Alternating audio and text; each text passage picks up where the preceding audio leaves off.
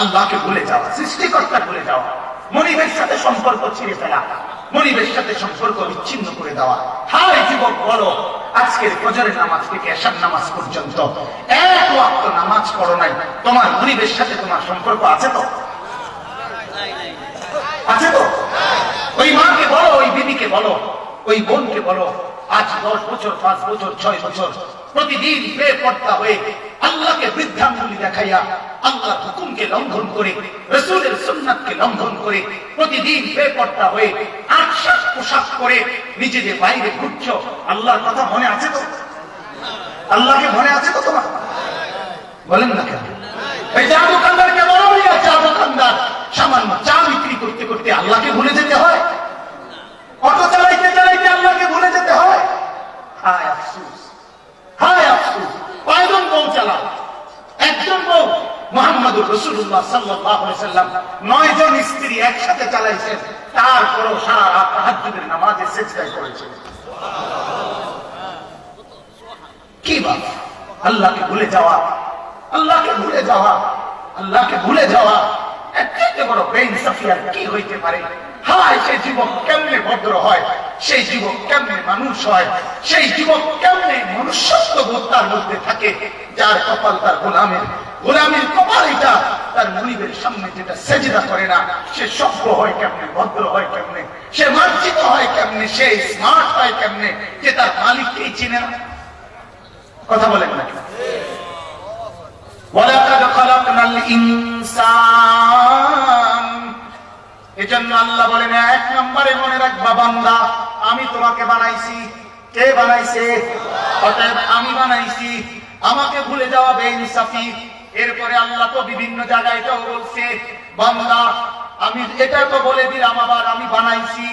আর যদি মনে করো দুনিয়ার এই মেম্বার, এই চেয়ারম্যান, এই এমপি মন্ত্রী, দুনিয়ার এই ক্ষমতাধর কারো সাথে সম্পর্ক আছে, আবার কারো সাথে নাই, হয়তো মনে করছো তার লগে সম্পর্ক না থাকলেও চলবে, উনাকে নিয়ে আমি চালাই নিতে পারবো।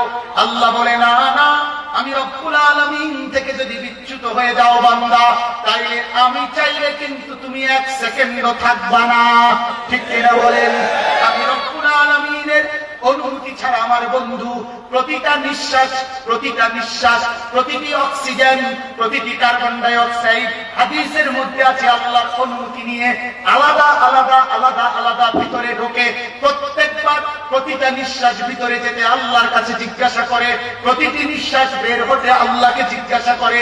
অতএব আল্লাহ থেকে তুমি আড়াল হইতে পারবা না, আল্লাহ থেকে তুমি দূরে সরতে পারবা না, আল্লাহকে বুড়া আঙ্গুল দেখাইয়া তুমি টিকতে পারবা না। ঘুড়ি তো ছেড়ে দিছে ছেলেটা, ঘুড়ি তো উঠছে উঠছে, এবার ঘুড়ি দেখে তার ছেলে যেটা উড়াইছিল পরে আর দেখে না, ছেলেটাও ঘুড়িটাকে দেখে না, কিন্তু এই বলে যদি ঘুড়ি মনে করে তার ছেড়ে দিছে, না না, ছেলেটা মাঝে মাঝে নাটাইয়ের আগার মধ্যে সুতাটারে এরকম টান দিয়া ধরে, মাঝে মাঝে টান দিয়া বলে, আমি ঘুড়ির সুতা ছাড়ছি, নাটাই ছাড়ি নাই। কথা বলেন? আমি ঘুড়ি করে ছেড়ে দেই নাই, আমি শুধু সুতা ছাড়ছি লম্বা, কিন্তু নাটাই আমার হাতে। রব্বুল আলামিন বলে, বান্দা 60 বছরের সুতা না ছাড়ছি, নাটাই ছাড়ি নাই। নাটাই তো আমার হাতে, নাটাই তো আমার হাতে, আমার হাতে।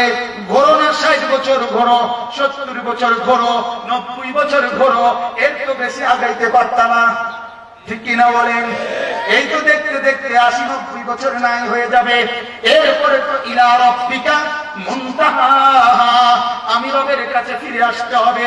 সুম্মা ইলাল্লাহি মারজিউকুম জামিআ, আল্লাহ বলেন শেষ পর্যন্ত তো আমার কাছেই ফেরত আসতে হবে।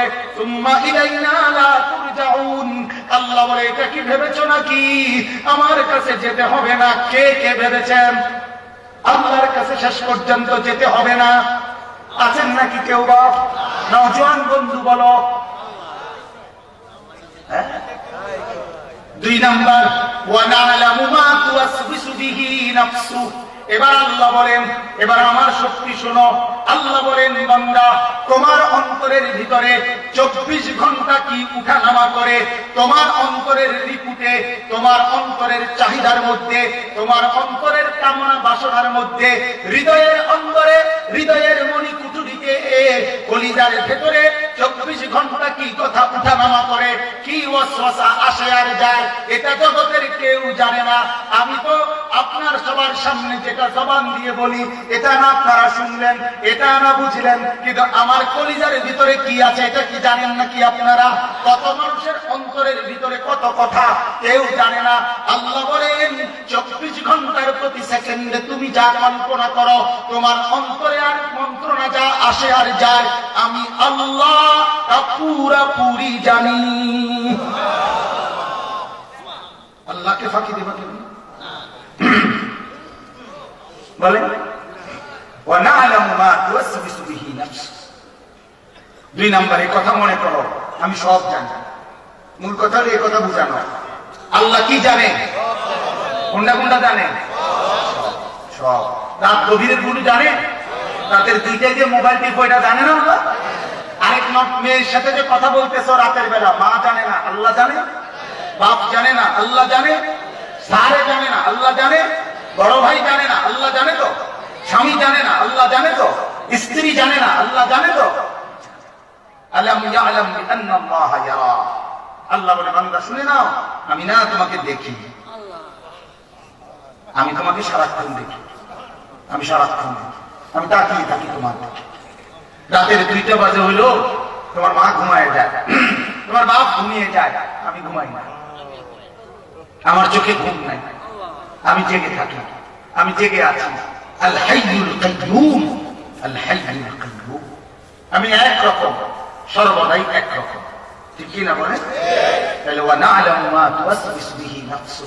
এটা যদি কারো কলিজায় থাকে, কারো বিবেকে এটা থাকে যে আমার আল্লাহ আমার ভিতর বাহির সব জানে, আমার অন্তরের মন্ত্রণাগুলো, অন্তরের রীতিগুলো, অন্তরের কামনা বাসনাগুলো, এগুলো আল্লাহ জানে, তাইলে সে অপরাধ কেন করবে? কারণ হিসাব তো নেবে তিনি, ফয়সালা তো দেবে তিনি, বিচার তো করবে তিনি। তো তাকে কি ফাঁকি দেওয়ার কোন সুযোগ আছে? দুনিয়াকে ফাঁকি দিলে কি হবে? দুনিয়া জানলেই কি, দুনিয়া না জানলেই কি? যিনি জানলেওয়ালা তাকে ফাঁকি দেওয়ার কোন সুযোগ আছে কি? 3 নাম্বার